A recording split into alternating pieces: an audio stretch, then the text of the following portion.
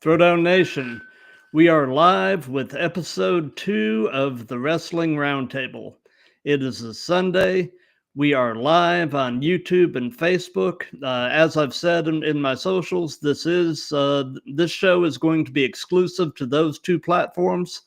And today, we're basically just going to kind of nerd out for a little while about the wrestling business. Looks like we've got another panel member joining us. Cowboy. Hey, there we go. Sorry, it's taking me forever. I tried to do this on my phone and that did not work. I get it, man. So today, joining us, I've got Justin from the I Love Wrestling podcast. That's the correct name, is it not? Yes, sir. Cool. And then I've got the inimitable Cowboy James Hunter, and he is the promoter Cowboy for. He's the promoter for Phoenix Wrestling Experience out in Augusta, Georgia. How you guys doing today? I'm doing great. Doing fantastic. So so before we get started, just for people that aren't familiar with you guys, why don't you each take a second and put yourself over and put what you do over. Cowboy, you want to go first? Sure. Cowboy James Hunter. I've been in the business for about 25 years now. Was a professional wrestler for a while, was a booker, promoter, did a little bit of helps and everything. And now I'm the founder and promoter of Phoenix Wrestling Experience in Augusta. I do shows all over the CSRA and Georgia, South Carolina, North Carolina, everywhere. And I'm just humble man trying to make wrestling a better place, trying to give an opportunity to the next person that comes up. And that's all I'm going to do. I'm almost 40, so I'm going to do that until I can't do it no more. That's just me. I ain't nothing special. I am Justin with the I Love Wrestling podcast. I talk to professional wrestlers from all over the world. If you want to be on the podcast, just hit me up on any social links. That's all I got. Well, moving on, it's been an interesting week news-wise in the wrestling industry. The first topic I want to bring up is the whole thing that's going on with Corey Graves. Yeah. It all started with this tweet. There was an announcer shakeup after Raw went to Netflix. They basically brought Michael Cole and Pat McAfee over there and moved Joe Tessitore and Wade Barrett over to SmackDown, which kind of left Corey Graves out in the cold, and he got pushed down to NXT. And it's one of those things. Corey, unfortunately had the injury issues and such, and basically wasn't able to continue wrestling at the time. And so, like he said in his tweet, he basically dedicated himself to something dream adjacent, and he became, as he says, pretty effing awesome at it. And then, he said, when it's time to enjoy the fruits of your labor, being told you're not famous enough for your own job.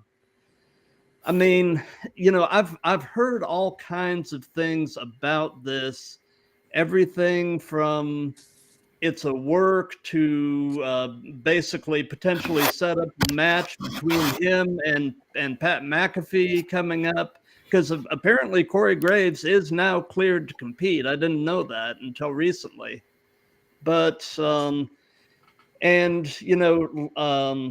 guess on Tuesday, he put out another tweet saying he would have a lot to say on NXT. But then that afternoon, he was seen at the Orlando airport leaving town, and he was not on the show, nor was he mentioned. And he has since deleted all of his tweets on the matter. So what do you guys think? Is this a work or a shoot or a little bit of both, or what's your opinions? Go ahead, sir. I feel like it started as a shoot. probably worked into it work, if that makes sense. It seems like Corey is very upset, but WWE wanted to turn a very negative into a positive. I could see them making it lead into something bigger. Yeah, I could agree with that. That's a very big strategy that they do. It's a strategy in wrestling. You want to play into reality, and that's what makes people believe. I think, I think part of it. I mean, sometimes I will tell you this, and in my years I've seen it. Sometimes people do this to try to create an opportunity, because if they can get some traction for it, then the higher ups go, oh, wait a minute, you've got thousands of views on YouTube. Maybe we do something with this.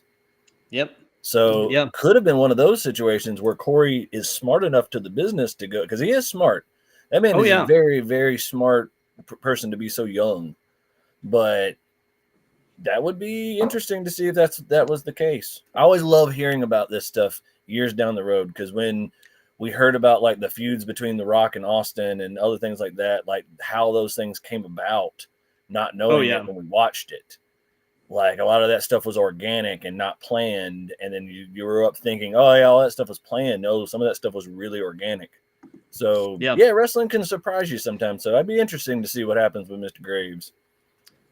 Absolutely. You know, it's and it's funny, you know, like you said, sometimes the best storylines in wrestling come where you really blur the lines between what's real and, you know, what's a work and what's a shoot.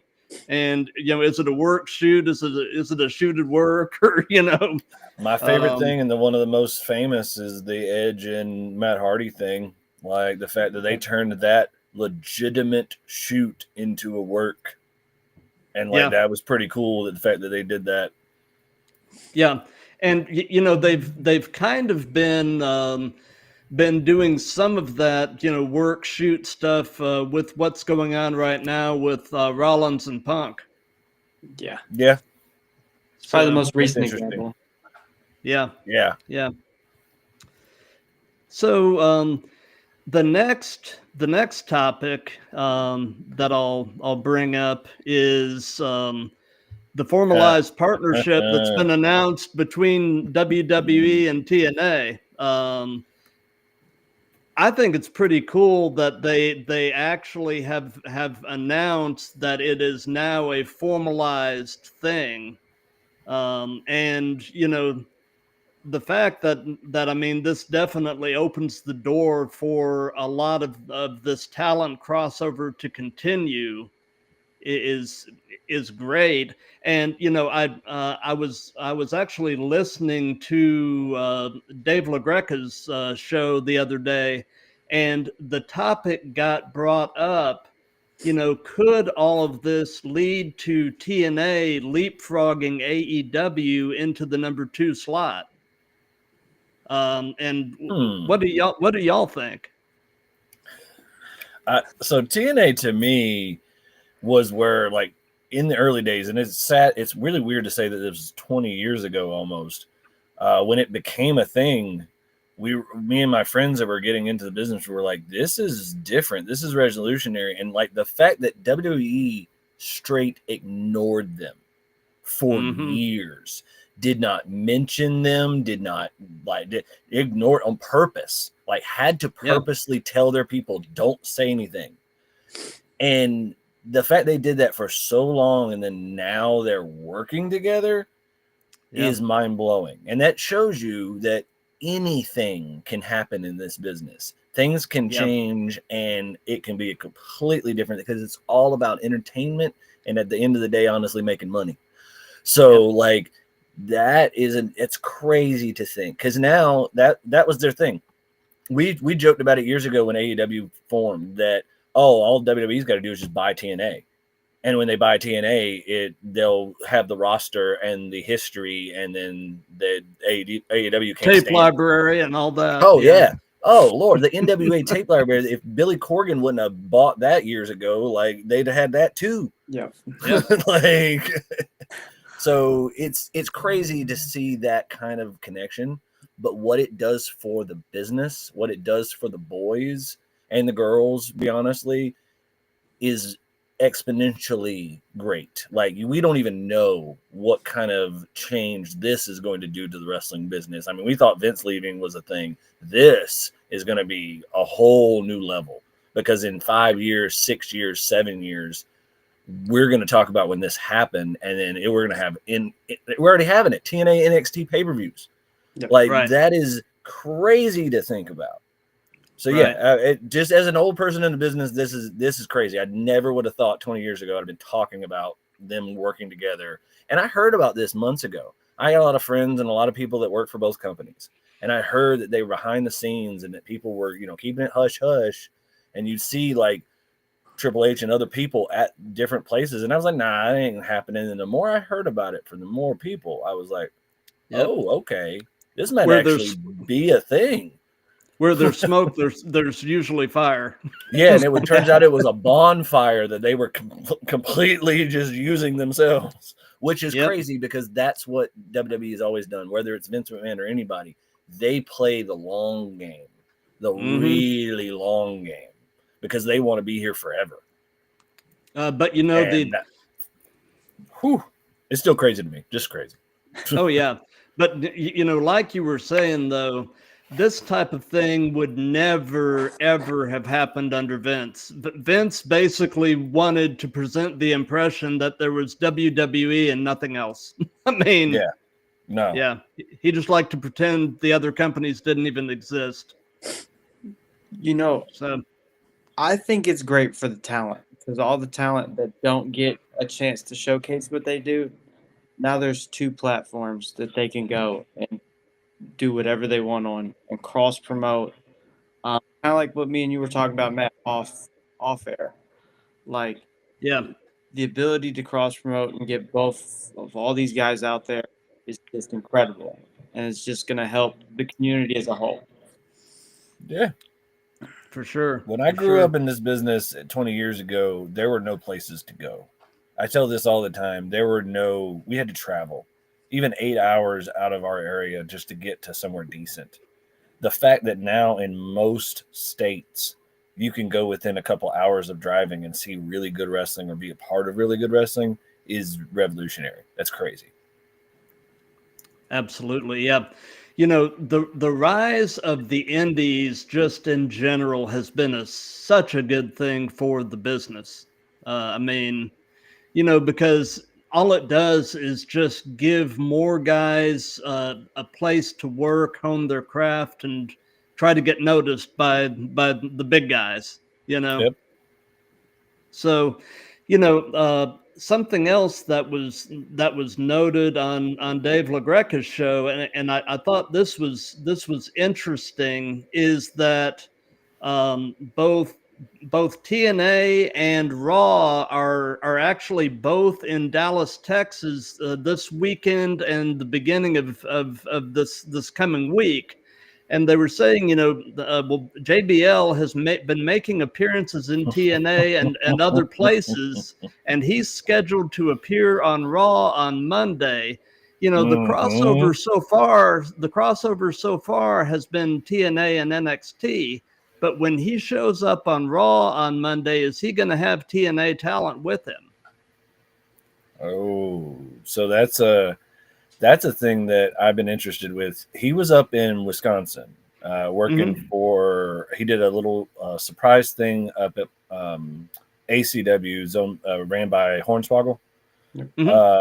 And so I got a bunch of guys at work up there. And so they sent me a backstage picture of him just standing there talking to Swoggle. And I was like, oh, and they're like, yep, he's going around places. So I think, and this is just my own cowboy theory, he is what the old agents used to be back in the day. They would go to different places and different indie promotions and different little spots, and they would scout. They were scouting.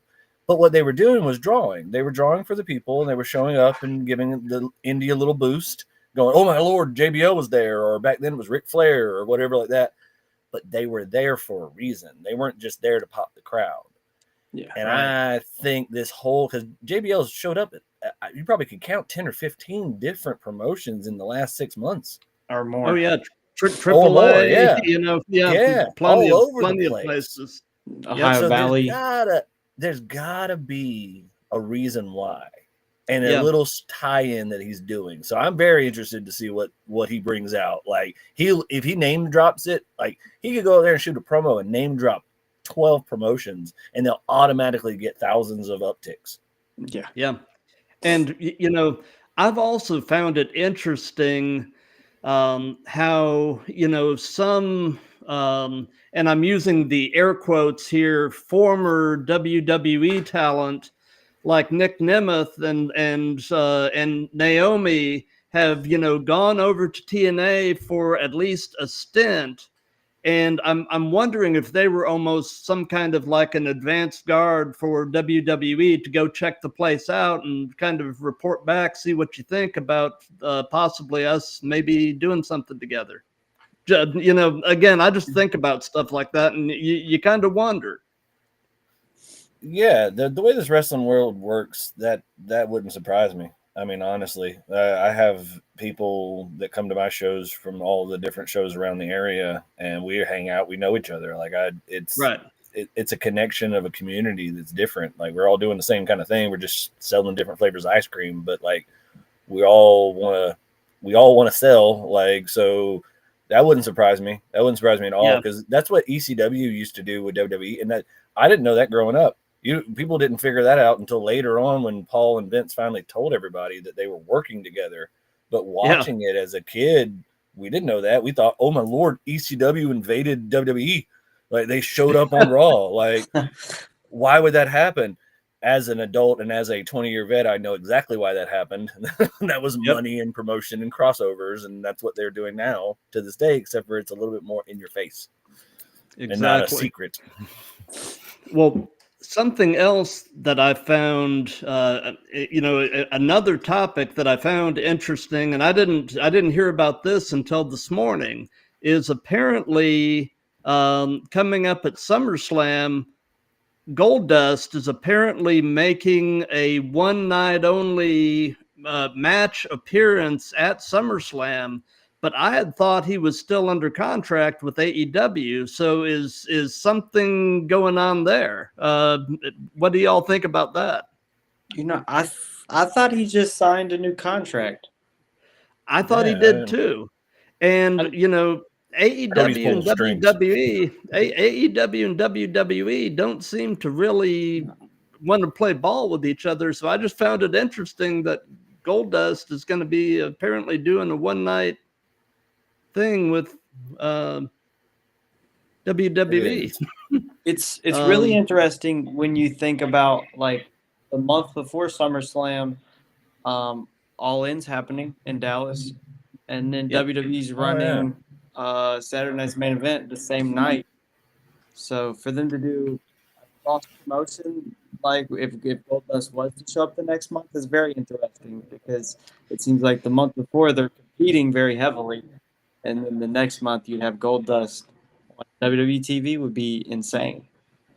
Yeah.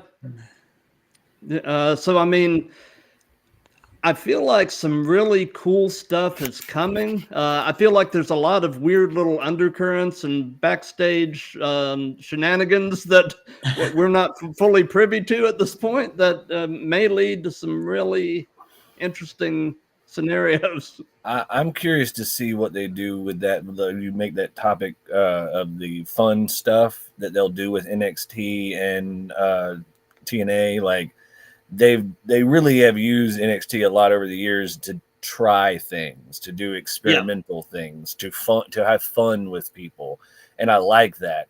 And the fact that they can bring back over people like Eric Young and people that are masters at that kind of stuff. Yep. Like that would be super cool to see some of the new NXT talent work with some people like Eric Young and people like that. That would be fun to see because that's so much development for those kids, for those people just getting out of schools and the performance center and stuff, to jump in there with a guy that's been doing it that long and knows how to do it right, both serious and funny. Mm-hmm. That amount of education is priceless. Oh, So for sure. that makes the deal even more of a no-brainer. They can bring back all these guys that they didn't lose, but they just, went away. And they'd be like, Yep. oh, yeah, come over and help teach these young kids that we got. Because they have thousands and thousands of people now that they're going through all the time. So, Absolutely. But one final thing on this subject is apparently also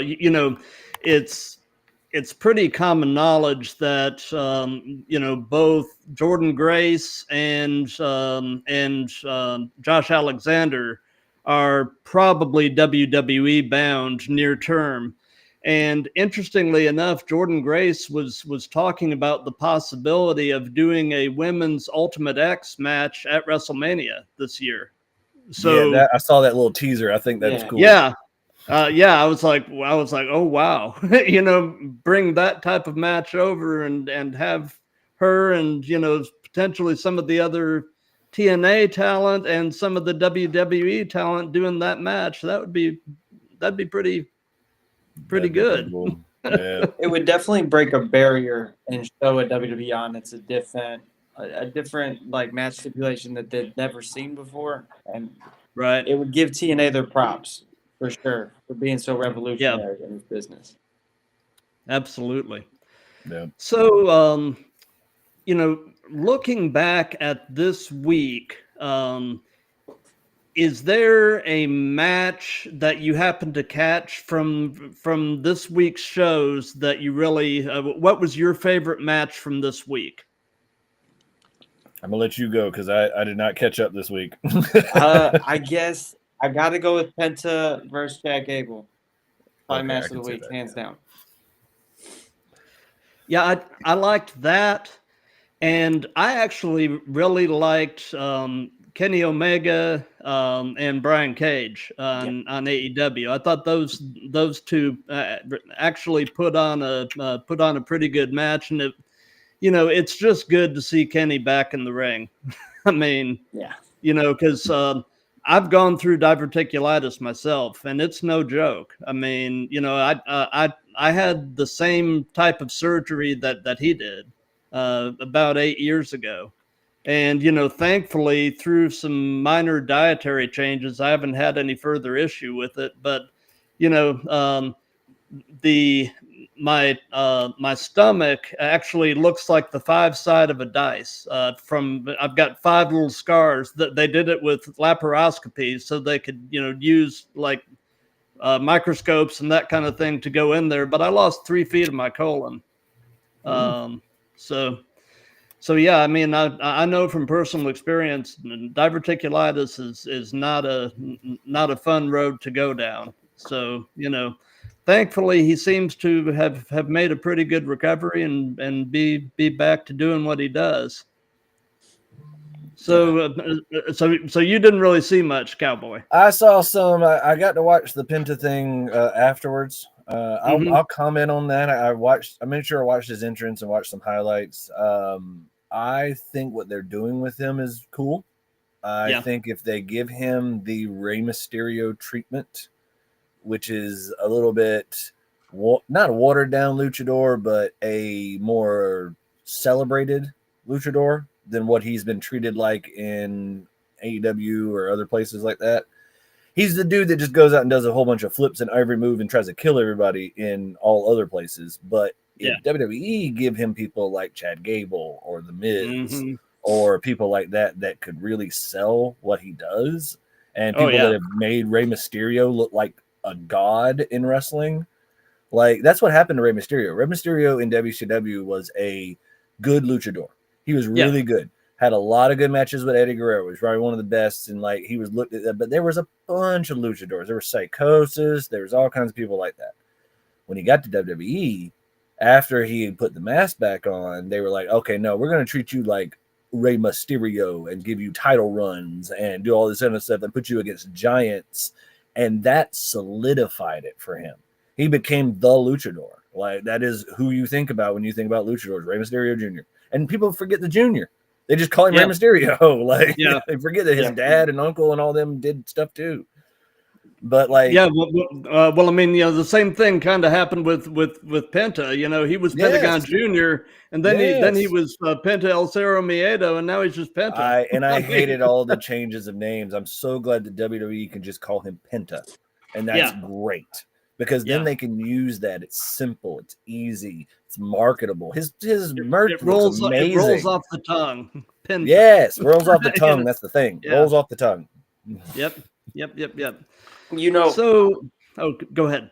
I was gonna say I was listening to Bully Ray talk about Penta's debut, and he kind of alluded to La Parka a little bit and how La Parka was presented in WCW, and I was thinking like if you could mix the La Parka treatment from WCW and the Rey Mysterio treatment from WWE, it'd be perfect for Penta. Oh yeah, I agree with that completely. I don't want to see Penta get thrown into the LWO or Legado del Fantasma or anything like that. Away from Carlito. What I was thinking would actually be kind of cool if you wanted to put Penta into a faction is, supposedly, Tommy End, Aleister Black, whatever you want to call him, is supposed to be returning to WWE. I'm thinking maybe put together a faction of him, like Penta, maybe Andrade, people that like to work stiff a little bit, and have sort of a like a murderous type faction of the three of them.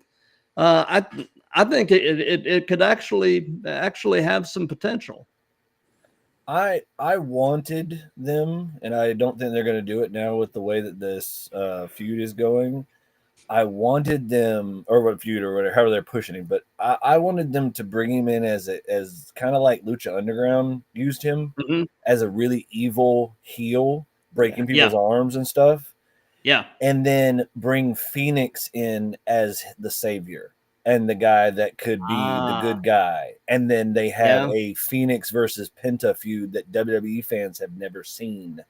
And they do it, and it gets nuts. And then they team together in a year or two and become tag teams, and they do the same thing they were doing. And basically WWE gets to do what they should have done with him before, but do it better.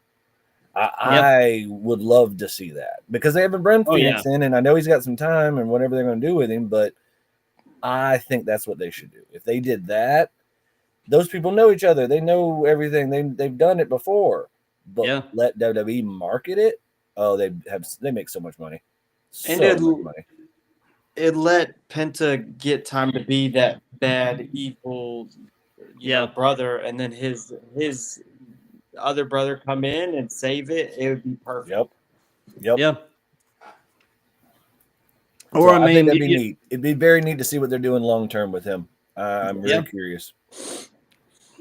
Or if you wanted to sort of revisit the whole master thing, you could even bring Vampiro in for just a short period and have him basically play the master like he did in Lucha Underground. Oh, it was great. I loved all of that stuff. Like that was probably the best thing since now, like some of the stuff now but I honestly think Lucha Underground as a whole was probably the best thing for wrestling in the last decade and a half.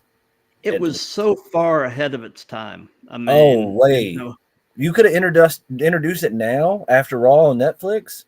Yeah. And man, that would be a thing. I'm giving an idea. I'm putting an idea out in the ether here. Netflix needs to buy all the rights to Lucha Underground from El Rey. Oh yeah. Throw it on Netflix. Boom. Pop the thing. And then in 5 years, WWE could do a Lucha Underground type show and it would be amazing. Yeah. So, I'm gonna put that in the ether. That's gonna happen. Yep. So tonight is TNA Genesis, and I've actually got the card here, and I say we do some predictions. Okay. Well, this will be fun. So we've got the X Division Championship here. We've got Moose. Actually, let me scroll back here. It got out of whack. Try to get the good stuff first. Yeah. So we've the first. There's a total of 8 matches, and the first here we've got the System against Eric Young and Steve Macklin. Who do you like? Eric Young all day. Yeah, I was gonna say Eric Young and Steve Macklin. I love Steve Macklin, man. Yeah, I've just been a fan of Eric Young since the beginning. I love his stuff. Oh, same here. Same here. But I mean, Eddie Edwards and Brian Myers. I mean, I love both guys. I love the podcast that Myers and Matt Cardona do. The Wrestling Figure podcast. Yeah. But yeah, I mean, Young and Macklin just have really good chemistry together too. That's true. That's very true. So moving on to the next match here. Spitfire and the Elegance Girls. I'm not terribly familiar with either team. I know that Ash by Elegance was Dana Brooke in WWE, but that's about all I know. I don't really know. I don't know enough to have an opinion. I'm glad I'm not the only one. I'm gonna say Ash and Heather.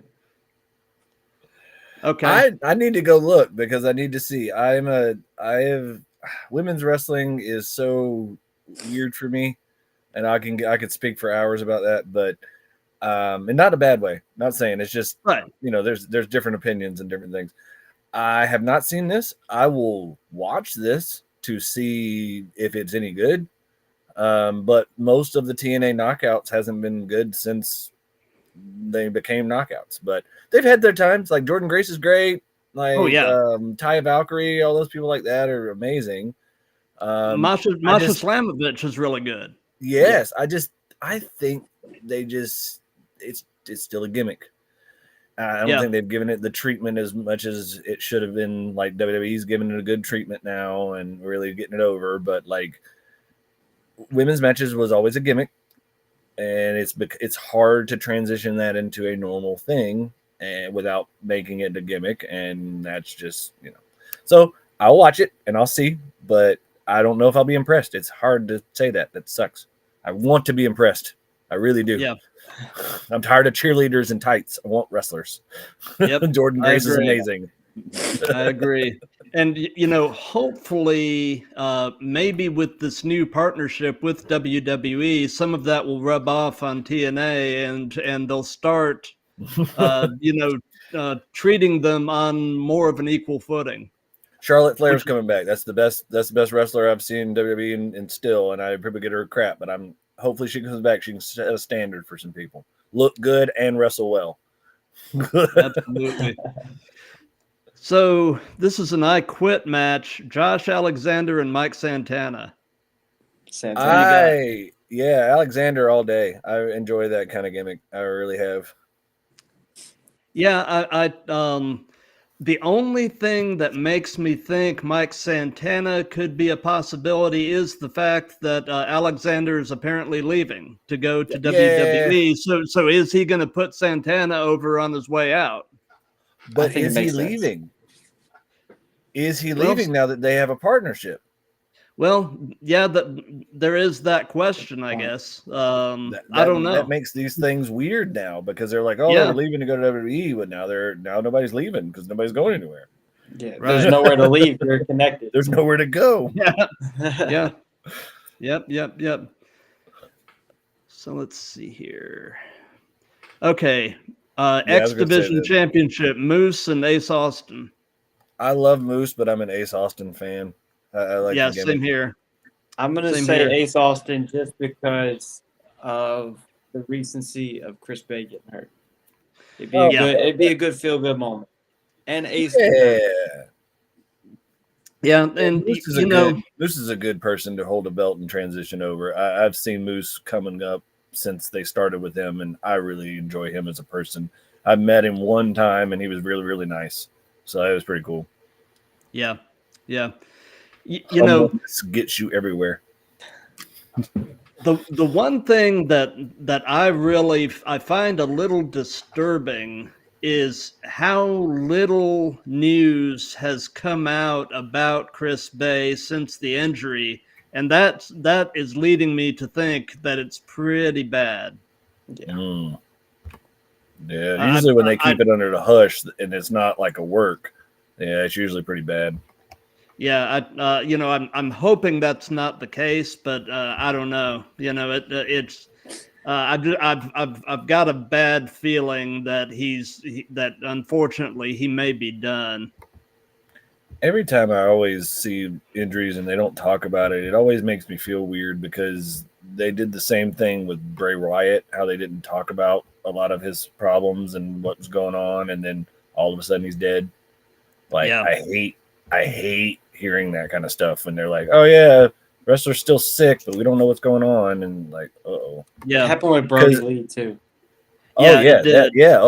that too, because that's scary, man. Like, and as wrestlers, man, we don't like to give out the fact that we're injured. We don't like No. to say that we're hurt because then we don't get bookings and we don't go places, and so you try to keep that stuff under the hush hush. And then when you don't know what's going to happen, like if you're sick with cancer or something, you don't know you're going to die or not, like you don't want to tell people. Right. So it's really, really, really weird. And when I hear stuff like that, I'm like, oh man, imagine what they're going through. That's a fun. So we're going off a positive note. That's I'm waiting to hear that, see that all day. Hardy's all day. Yeah, I'm always a Hardy's fan. I'm not gonna lie. I love what they're doing with them too. They're putting them on every social media, everything, everywhere. They're going on like podcasts and stuff. I love that. Oh yeah. They're giving them a good run. I love that. Yeah. I'm just hoping that Jeff keeps his nose clean. Did you watch the podcast, the Von Fleet podcast with Van? Yeah, I did. Van Vliet or whatever? Yeah, that was good. I really have hope for him, man. It was inspirational. I do too. Yes.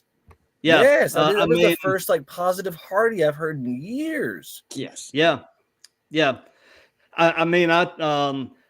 I will concur with you guys. I definitely think the Hardys take this, but I'm also a huge fan of the Rascals. I think they are great too. I think that what they're doing is pretty good. Like Jeff, the fact he was putting him over on that podcast about how he's trying to prepare and do all these things, like that's huge. That was pretty cool. I think it's really cool for the Rascals, the whole partnership with WWE, just because Zachary Wentz was Nash Carter, and it's great to see him possibly get the second chance there. Yeah. That's my favorite part. Yeah, because I felt like he kind of got a little bit of a raw deal with that whole thing, because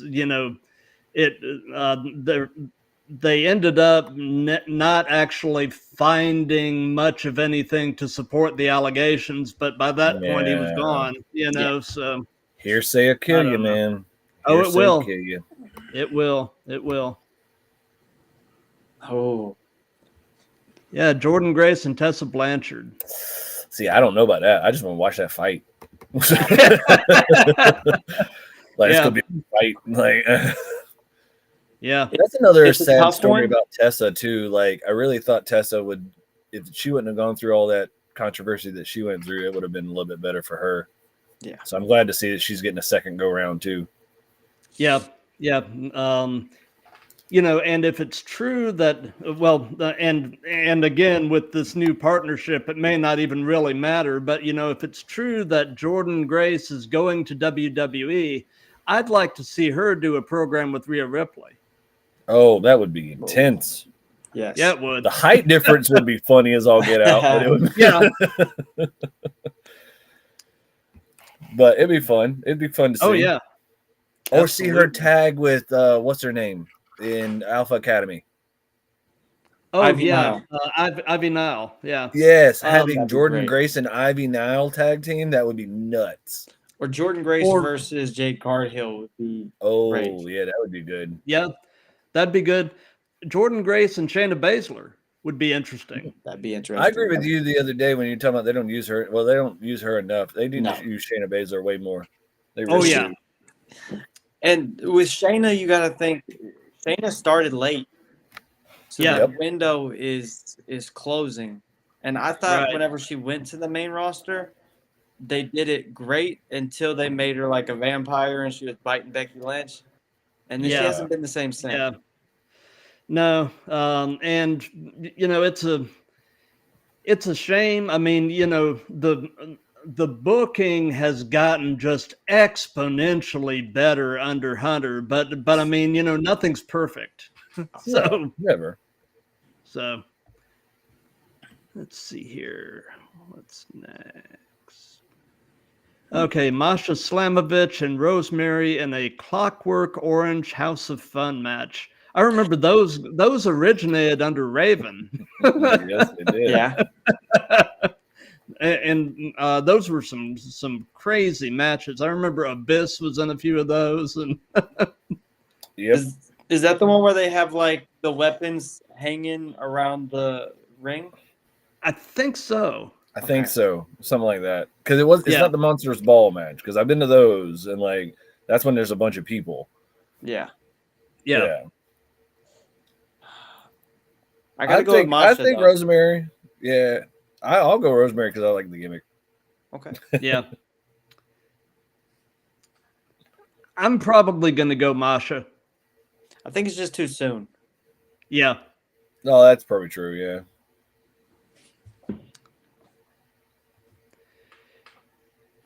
And then Nick Nemeth and Joe Hendry for the TNA Championship. I don't believe in Joe Hendry, so Nick Nemeth. You know, if JBL's in town, Nick Nemeth is probably going to retain. That's true. Yeah. That's very true. If they run that through, yeah, that's very true. Unless we get a JBL turn on Nick, which leads to Joe Hendry getting the belt. Yeah, and basically that would end up kind of being a Hendry heel turn. Mm-hmm. Yeah. Okay. And that could be interesting to kind of refresh his character a little bit because he's gotten kind of stale. You know, the shtick has worn thin with him. Yeah. I think they should have pulled the trigger the last time, and it wouldn't have got so stale so fast. Yeah. Yep. So and if Nemeth wins and they go into this partnership, does Nemeth come in as the TNA World Champion and have a little beef with WWE because they didn't really use him and now he's a champ? Maybe. Like, I was thinking as like, you know, something they could play with it if he wins. I know he said he'd never go back. Yeah, that's what I'm saying. Like that, so it's very interesting dynamic. Yeah. Does he come in and go, I'm the TNA champion? I don't want to be here as a WWE wrestler. I'm a TNA champion. He could make it very apparent, like on TV, that he doesn't want to be on WWE programming. Yeah. They could do a TNA NXT invasion type thing like they did with WCW. They just do it right. They've already done a lot of the WCW stuff in NXT. Yeah. It's rehashing storylines and just telling it better. Yep. So next Saturday is Saturday night's main event. Oh. And what? No picture of Hulk Hogan? Sorry, I had to pop the boys. So they haven't, you know, as far as I know, they haven't announced the full card yet. But they've got, you know, Braun Breaker and Cowboy's long lost brother Sheamus. That's right. That's right. For the Intercontinental Championship. Who you got? I got to go with Sheamus, man. You know, I was talking to my dad about it, and I was like, I could see Sheamus winning it to get that Grand Slam. The Grand Slam, Yeah. Because they would give Sheamus his flowers. He's been around for enough to get that. Yes. Oh yeah. So I agree with you. I think Sheamus will take it and then drop it back to Breaker almost immediately. Yeah. I think it's funny that you called him the long lost brother. That's who I got called in jail. I spent one night in jail my entire life over a mistake, and somebody didn't pay a ticket, whatever. I spent a night in jail, but I got props because they said when I had hair that I looked like Sheamus. And that's what the dudes called me in for that 8 hours I was in jail. They called me Sheamus, and I got to have a bunk. They gave me food. It was all kinds of stuff because I was like, yeah, I'm a wrestler too. They were like, no way. I'm like, yep. So Badass. I'm gonna meet Sheamus one day, and just shake his hand and go, thank you. You got me not beat up in jail. You know, I was a skinny white boy in skinny white boy in jail, a bunch of big guys. So yeah, I probably would have got beat up. Oh yeah. Well, you know, when you and I first met, Cowboy, I was noticing also that you bear a striking resemblance to Kyle O'Reilly. Oh yeah, you did say that. I remember you telling me that. I see it now. Yeah. Yeah. I got one of those faces, man. That's why I shaved all my hair off so I don't look like other people. Oh, Gunther all day, man. I don't care about the yeet, man. That's another one. I do not believe in the yeet. I am all Gunther all day. What they have done with him, the best world champion heel we have had in decades. Agreed. Yeah, I'll be the outlier. I'm gonna say Uso. Okay. Okay. All right. He's just way too over. I thought they should have gave it to him in France against Damian Priest. I can see that. He is over, man. Like as far as popping the kids and popping the people, man, they found his niche right there. Yes. Yeah. Yeah. I mean, he's definitely a merch mover. Yep. This one, I'm interested to see what's going to happen here.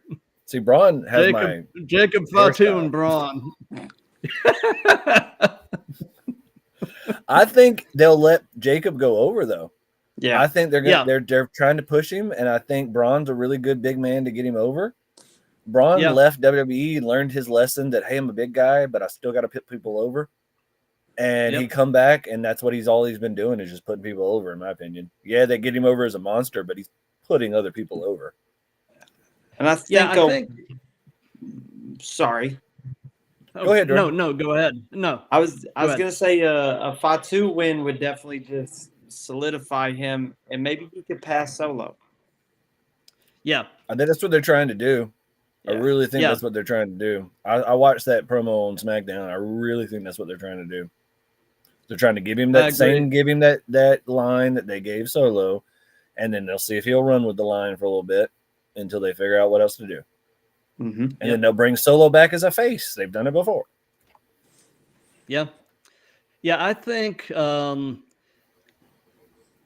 Jacob will go over on Braun. I think there's a possibility of a slightly wonky finish just to keep some of Braun's mystique, maybe. But I mean, a clean victory over Braun would do wonders for Jacob. Not that he necessarily even needs it, because I mean he is his presence is just amazing.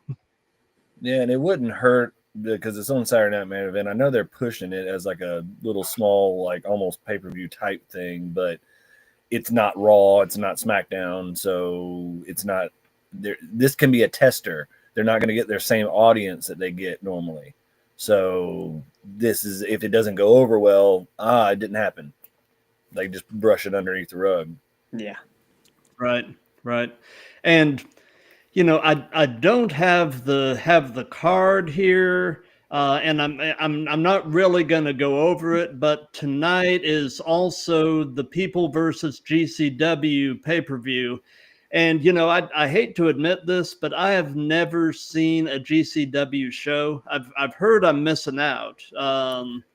What are either of you guys really familiar with GCW? I've paid attention to them. I got buddies that work there. Effie, the wrestler Effie. Yeah. He's from and cut his teeth here in Augusta. So So I paid attention just because I knew he was involved in a lot of stuff. GCW is different, man. There's a guy up in around your way there, Jordan. The name's Dave Harrow. He runs Great Lakes Championship Wrestling. They do big shows up They around, do like Blizzard Brawl and stuff like that. Blizzard Brawl, yes. I worked a couple Blizzard Brawl shows, and those like that kind of stuff. You be watch out for that kind of stuff, especially now that the indies are getting high. GCW and places like that will be even more on the radar than they have been.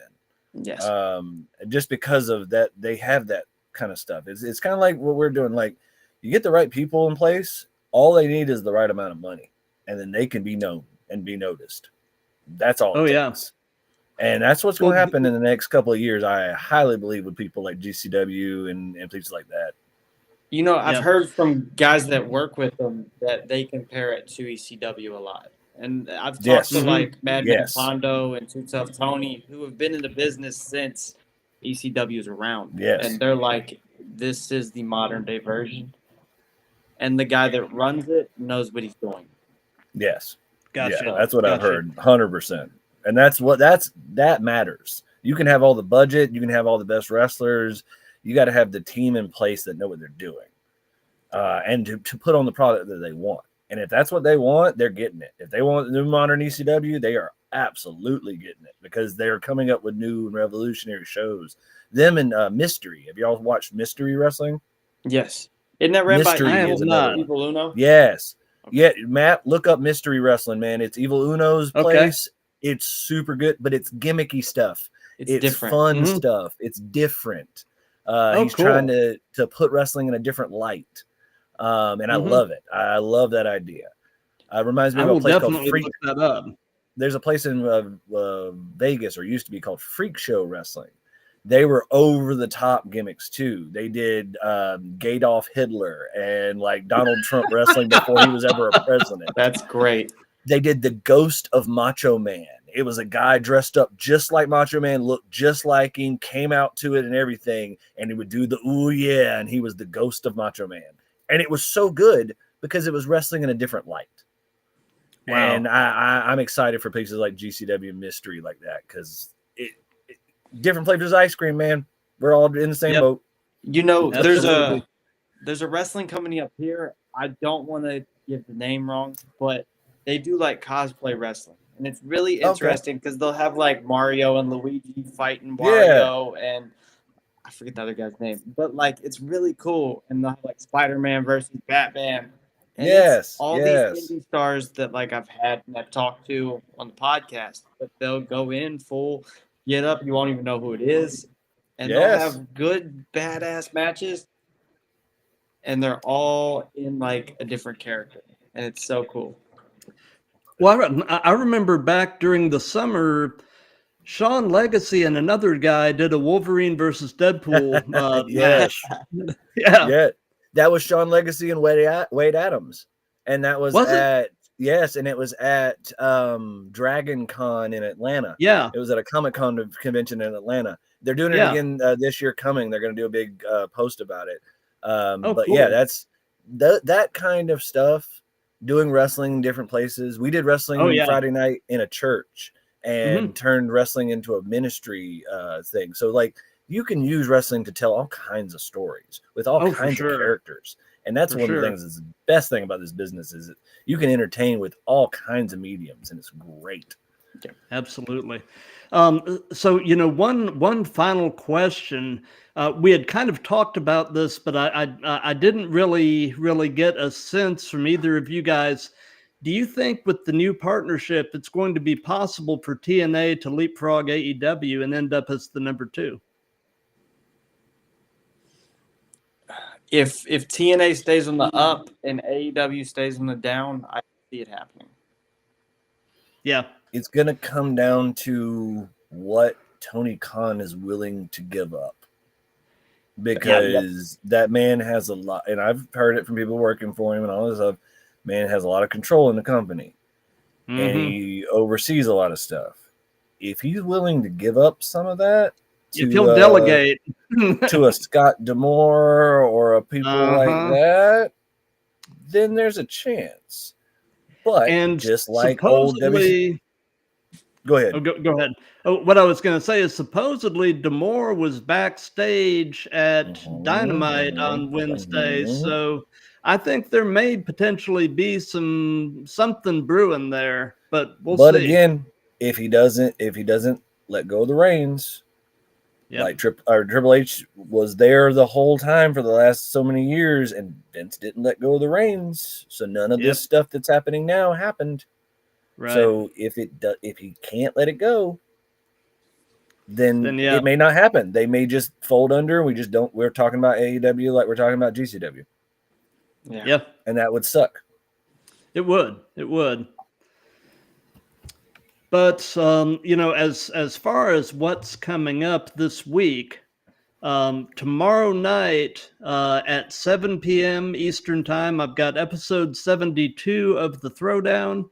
I've got a tag team from out of Denver, Colorado, J.K. Pop, Johnny Casanova, and Caden Koyama. And they're the current Rocky Mountain Pro tag team champions. If you guys haven't seen Rocky Mountain Pro, look them up on YouTube. They're putting out some good stuff. I actually worked with Mercury and Rocky Mountain Pro when I lived in Colorado.